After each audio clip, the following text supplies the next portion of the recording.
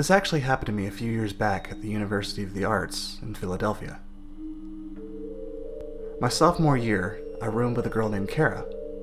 She was a jazz vocalist, but her main interest was opera. We had a small room on the 6th floor of a dormitory called Juniper Hall.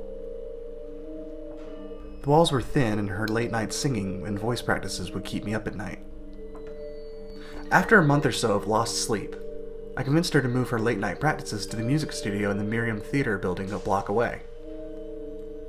Around 8 o'clock one evening, Kara announced that she would be practicing late for an upcoming recital and probably wouldn't be home until around midnight. Great, I thought. That means I can go to bed early. I was beat. I had a horrible day in the acting studio and was ready to pass out as soon as I had dinner. She said goodnight and left, coffee and sheet music in hand. I made some grilled cheese and soup, gobbled it down, and immediately began to prepare for bed. By the time I got out of the shower, my eyelids were so heavy I could barely brush my teeth. I pulled on my PJs and crawled into the top bunk of our bunk bed. I was out as soon as my head hit the pillow. I should take a second to describe the layout of our apartment.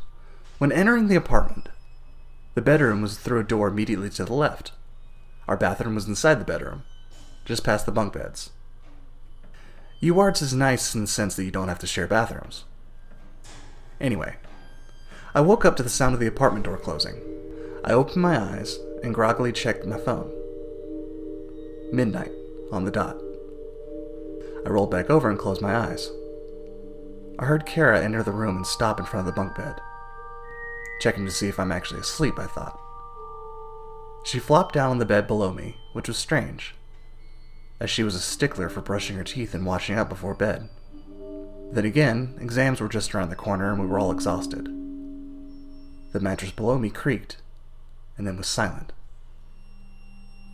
I couldn't even hear her breathing. I started to drift off again. I was just on the edge of deep sleep when I was startled awake again by a noise.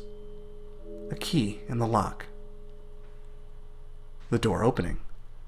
And Kara entering our apartment, humming an opera tune. The mattress below me creaked.